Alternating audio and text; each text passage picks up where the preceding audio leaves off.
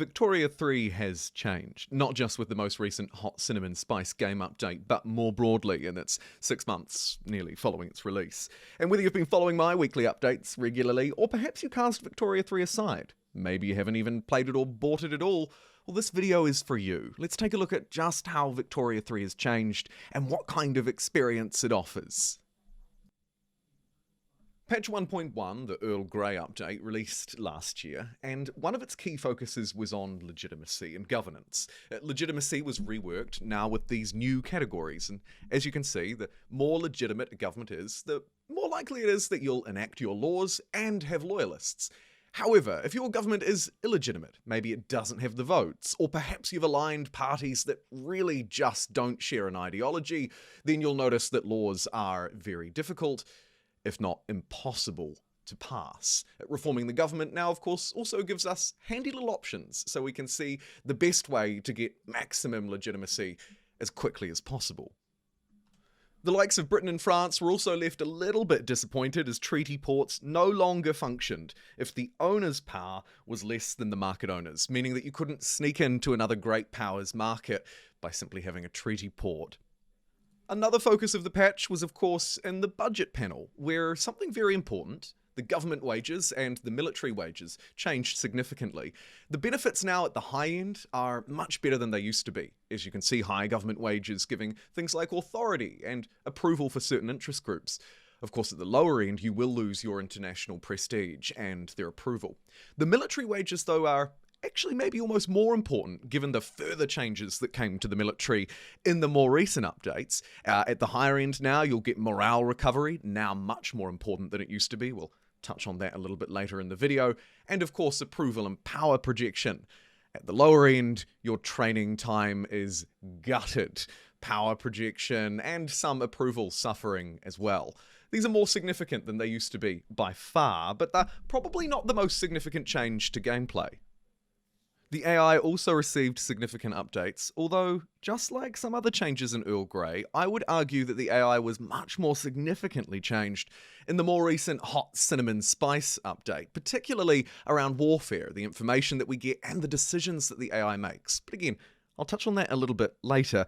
The final thing that they really tried to address, in my opinion, in the Earl Grey update, was around user information. Not the war information, like I'm hovering over here, but instead things like population details, goods, and consumption. These populations have also changed in the 1.2 Hot Cinnamon Spice update, which is why I thought it was a good idea to combine them together in this relook at Victoria 3.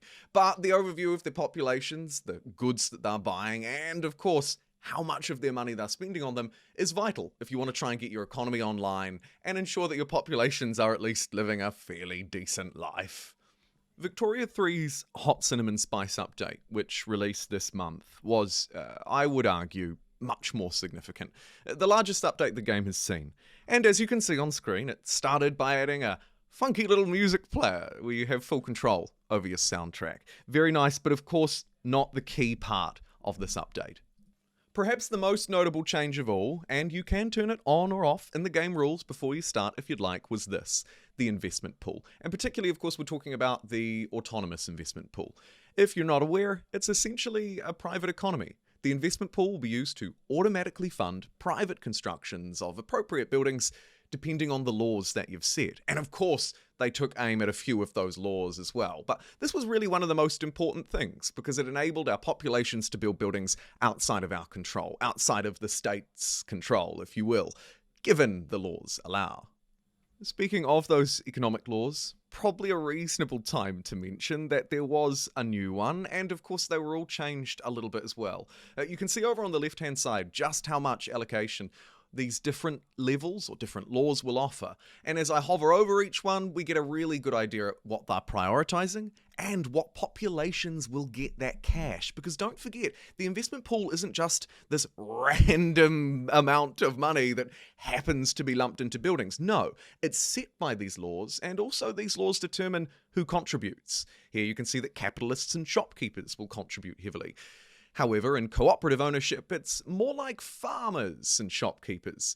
And then, of course, we have the command economy, where the investment pool, the private investment pool, is disabled in exchange for authority. Before we get to war, there were some wider changes made to Victoria 3.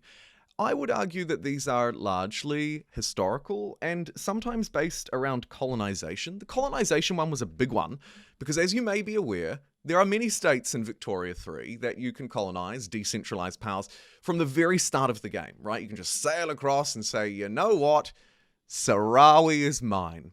What they did was add a few, not all, granted, but a few claims on colonizable regions. One of the most notable ones is right up here in the north of Japan, Hokkaido. Japan now has a claim over this area, so colonial powers won't just be able to rush in and beat them to it. And that is echoed across a few different areas in Victoria 3. There are also wider changes to Victoria 3's map and the historical narratives that go along with it. I won't go into every single historical change, but generally speaking, they've been well received by the community.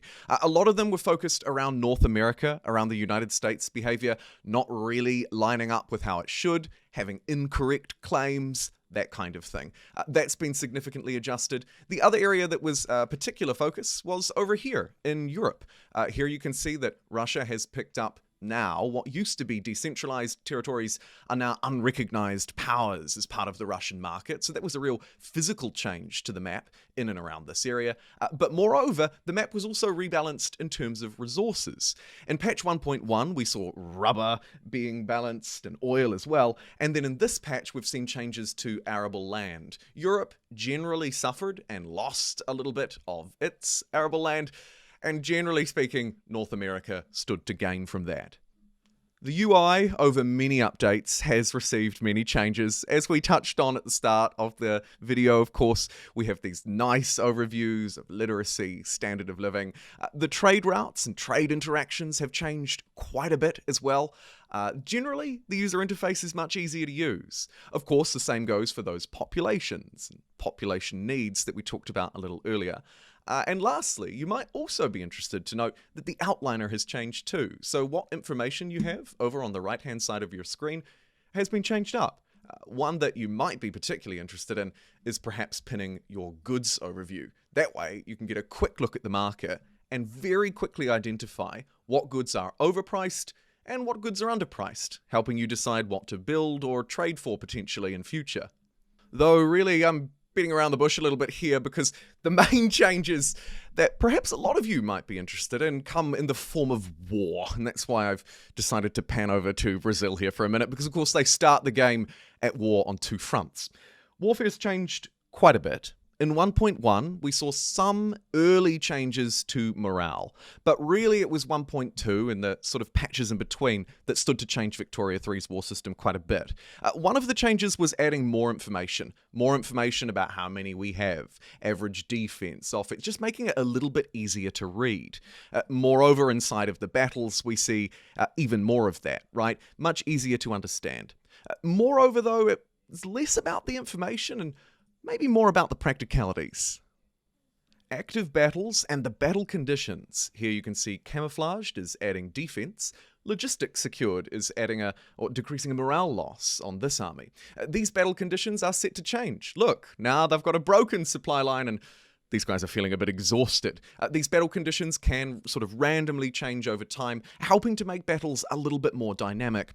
The AI's behavior comes in at trumps here as well, and in my experience, I can kind of back up the claims that they've made. The AI is much better at assigning its troops, deciding when to send troops overseas, or perhaps when to keep them at home to defend the core territories. Pretty important for the major powers. But moreover, back over here on this side of the world, the really intelligence behind the AI's decision making and choosing generals, deploying troops, and equipping them has changed quite a bit, and I believe for the better. In terms of peace negotiations, when the time is right, the AI is also changed here as well as being better at defending itself. It's less likely to back down to annexation. And it's also more likely to manage its infrastructure, its ports, and its legitimacy much better. Therefore, not only will it be a more capable opponent, but it also should be a little bit more tactical when it comes to, say, deciding on war goals, pressing demands, and deciding when to capitulate. Of course, one of the more practical changes here came in the form of the military lens, particularly when we're looking at an army. Let's take this one here, currently fighting its way through a fairly difficult territory, we now have this manual control to designate strategic objectives, allowing us to basically choose a target and send our army that way. So if there's a core territory that you're after in a war, perhaps you're looking to quickly run in and seize a core objective, or maybe make it to the coastline to resupply, you can set that now. And with changes to the AI, it seems to complement fairly well. As well as being a little bit more intelligent when establishing these diplomatic plays, of course, there was also a big change made to war goals. Currently, or at least previously in Victoria 3, it would only be your primary demand that would be ceded to you if the opponent decided to back down. Well, now we're able to add, of course, like we always were, initial demands. Let's say I want to take Minsk here. And what I can do at the cost of a little bit of infamy is add this as a primary war goal. And now, if the opponent wants to back down, I'll receive both of these goals because they are both primary demands. Very important, because if the AI previously had just backed out and given you one primary demand, you'd be peace-locked out of perhaps entering into conflict with them again for quite a long time. A big change. And of course, there are a suite of improvements, likely too small to mention, but as I go through, they just keep popping up, right? Things like, now we can choose to select 3 generals instead of 2. Or perhaps it's the UI up the top here, where we can get a nice quick view at what we're building as government constructions, and also, of course, what the new private constructions are getting up to as well. The power of the strategic objective is really made clear when you're entering large-scale conflict, though. Where there are multiple territories, perhaps poorly defended front lines, or just terrain that might be easier to move through, or surrounded by allies, this is where the real power kicks in.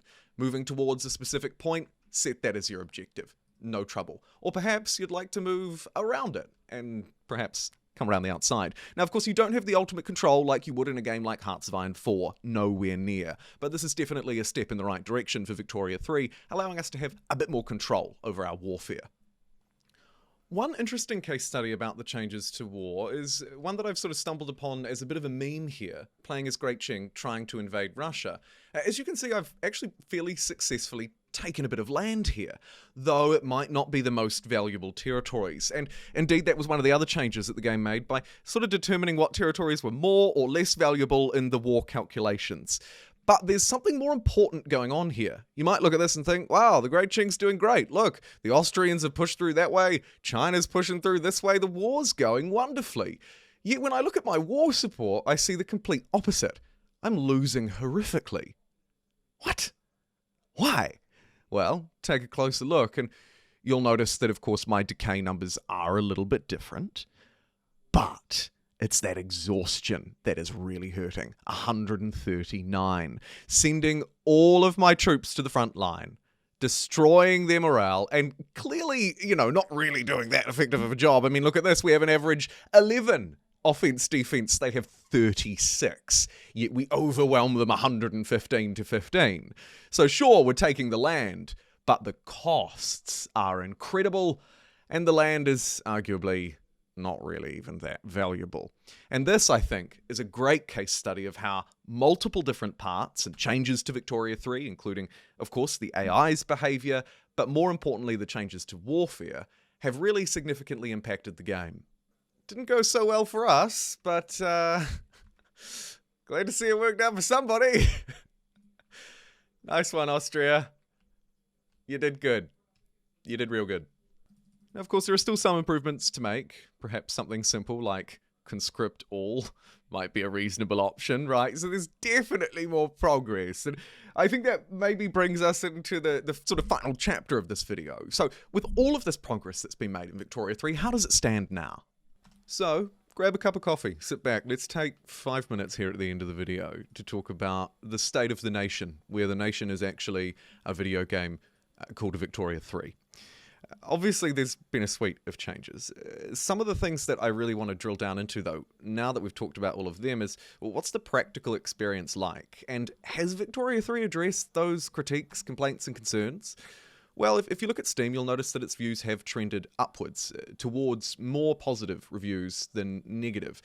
Previously, I think it was sitting around 60, 70%. It's still not overwhelmingly positive, don't get me wrong, but it has trended slightly upwards. Performance in the game has improved. This was one of the big issues, particularly if you're playing on fast speed and in the later game. I still think it would probably tank a lot of PCs at high speed in the late game, so you're probably going to have to make some trade-offs. Personally, I haven't struggled too much, aside from the odd little bit of hitching if I'm perhaps panning across the map really quickly or there's a lot of conflict going on. Warfare was, of course, the other big nitty-gritty issue.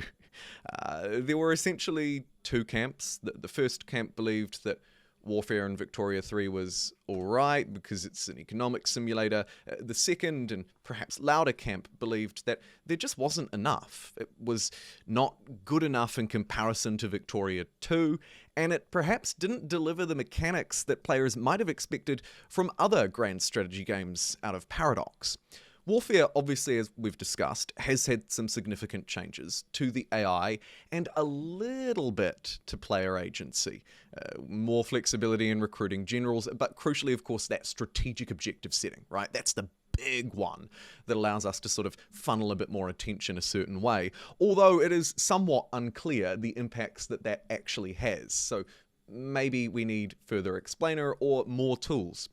Personally, I still sit in the first camp though. Victoria 3 is, for me, more of an economic simulator, and if I want to play a Paradox grand strategy game where war is at its core, I will always choose Hearts of Iron 4. Sorry, Victoria 3 fans, but I probably will. That being said, I do actually sometimes appreciate the hands-off nature of Victoria 3's war. Sometimes managing all of those front lines can get a little bit down into the nitty-gritty in Hearts of Iron 4, shall we say.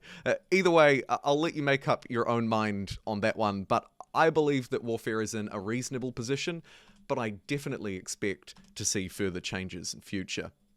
On the topic of bugs and sort of glitches being addressed in every single patch update, including the 6 or 7 minor ones that have been released in between the major 1.1 and 1.2 releases, there have been a myriad of bug fixes, minor and major.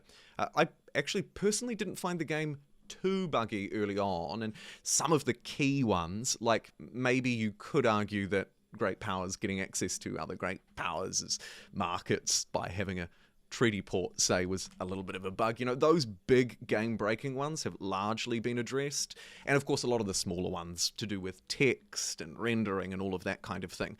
Again, though, I expect there'll be a lot more where that came from.